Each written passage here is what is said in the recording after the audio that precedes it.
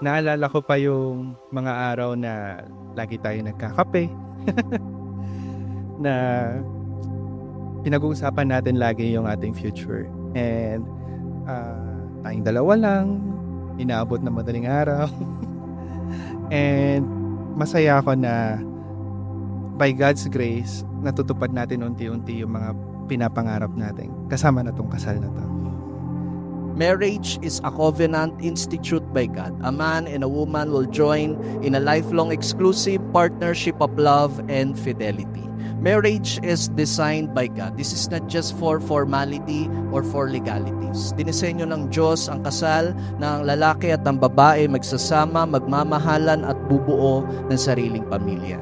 This explains the man will leave his father and mother and join to his wife, and the two become one. And what God has joined together, let no one separate.